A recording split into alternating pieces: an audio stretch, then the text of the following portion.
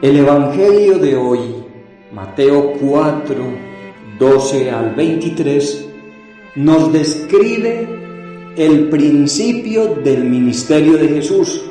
Nos habla del comienzo de su predicación. Y la primera palabra que Jesús predica es: conviértanse. O sea, Jesús inicia su predicación llamando a la conversión. Jesús ve al hombre y ve su lamentable situación de pecado, y en un deseo amoroso de verle salvarse, les dice: conviértanse. Es que, como ya lo he expresado en otras ocasiones, el peor mal del hombre es el pecado. Entendámoslo bien de una vez para siempre.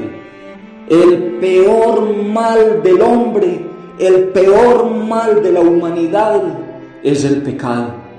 El peor mal del hombre no es la enfermedad, no es la pobreza, no son los reveses económicos, no son las pérdidas materiales, no son los fracasos vocacionales, ni las catástrofes naturales.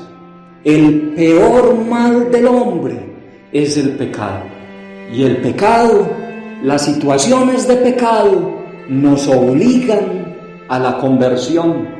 Y en la tarea de conversión no es suficiente irse por las ramas. Es necesario llegar hasta la raíz. Y la raíz del pecado, en la mente, es donde se diseña el pecado. El que roba, antes de robar, piensa en cómo hacerlo. El infiel, antes de adulterar, piensa con quién y en qué lugar ocultarse. El asesino, antes de quitar la vida, piensa un plan perfecto para encontrar su víctima descuidada y en un lugar clandestino. O sea que, según esto, la raíz del pecado es la mente. Allí es donde se construye el pecado antes de ser realizado. Por eso la conversión empieza por un cambio de mentalidad. Si no vamos al origen de nuestro actuar pecaminoso, fracasaremos en el intento de conversión. Cada uno vive como piensa. Si pienso como todo el mundo piensa, actuaré como todo el mundo actúa. Si pienso como Cristo piensa, iré adoptando los sentimientos de Cristo y las actitudes y la manera de vivir de Cristo. Por eso hay que renovar la mente, hay que cambiar la mentalidad del mundo por la mentalidad de Dios. No pensar como piensa el mundo, sino pensar como piensa Cristo, como piensa Dios, como piensan los santos. A muchos que viven en el pecado, su conciencia pareciera no reprocharles. Yo me pongo a observar y termino por darme cuenta que al hombre le preocupa la enfermedad. Al hombre de todos los tiempos le duele la muerte de un ser querido. A todo hombre le agobia estar escaso de bienes. Pero el pecado a muchos parece no desestabilizarlos. Pregúntale al que tiene el negocio de los gota a gota, a ver si le intranquiliza su conciencia esa manera de aprovecharse de la necesidad del pobre. Pregúntale para que veas que se les ha vuelto normal esa manera de conseguir dinero fácil. Pregúntale a los que discriminan o hacen matoneo o bullying a todo nivel. Pregúntale si para ellos eso es faltar al mandamiento del amor. Pregúntale a los que han caído en la idolatría del cuerpo o a los que hoy prefieren, en lugar de hijos, mascotas. Pregúntales si les preocupa eso. Son muchos los que se exceden en el culto al cuerpo. Son muchos los que prefieren cuidar una mascota que cuidar a un niño.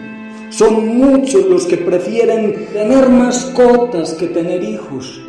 Y eso es idolatría. Luego de este llamado a la conversión, El Señor hace un llamado muy particular a algunos a que lo sigan. Llama a Pedro y a Andrés, a Santiago y a Juan. Es decir, Jesús empieza a conformar su equipo de trabajo, su equipo de evangelización. Lo que llama la atención es que para llevar a cabo su misión no elige a grandes maestros o expertos conocedores de la ley. No llama a los sacerdotes del templo o a los rabinos de su entorno. Los primeros llamados son humildes pescadores, hombres sencillos del pueblo dispuestos a seguirlo, abandonándolo todo y prefiriéndolo a él. Ese llamado que Jesús hizo a Pedro, a Santiago, a Juan y a los demás apóstoles ha tenido sus sucesores en nuestra iglesia a lo largo de los siglos. Y así queda claro que la iglesia no es invento de hombres, es Cristo quien la ha formado. Por eso, quien ama a Cristo, ama a su iglesia. En lugar de despreciar a la iglesia o a sus ministros, amemos nuestra iglesia y amemos a nuestros sacerdotes. Oremos por nuestra iglesia y oremos por nuestros sacerdotes. Hagámoslo como un gesto de gratitud con el Señor, que nos provee de quienes nos prediquen el Evangelio, para así facilitar que se cumpla ese deseo de Jesús de salvar al hombre del pecado.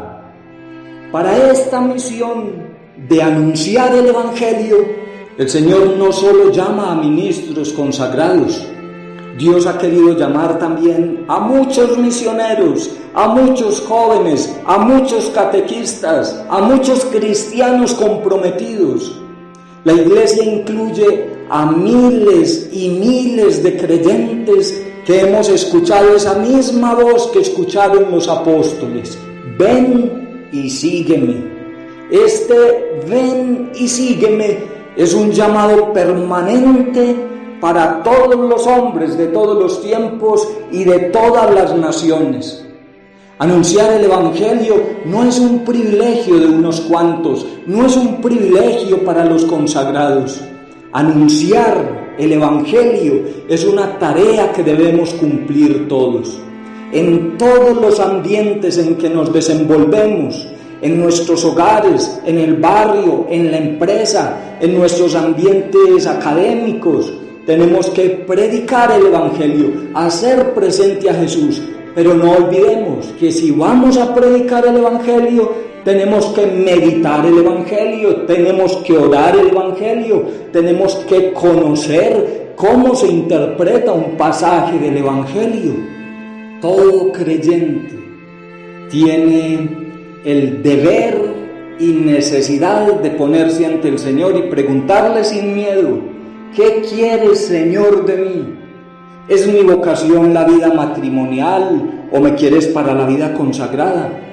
Si el Señor te llama, si toca fuerte a la puerta de tu corazón, no le des la espalda, no te marches como el joven rico, tampoco aplaces tu respuesta. Alentado por el ejemplo de los primeros apóstoles, dejándolo todo, inmediatamente síguele. Y los padres de familia, si algunos de sus hijos han sido llamados por el Señor, apóyenlos y anímenlos a responder con prontitud y generosidad. No se opongan a ese llamado, no se conviertan en un obstáculo a esa respuesta que sus hijos deben dar. No se nieguen a entregarle al Señor un hijo. No dejen que sus hijos posterguen, no dejen que sus hijos aplacen su respuesta al Señor. Entréguenle cada día al Señor sus hijos y no se aferren a ellos si Él se los pide.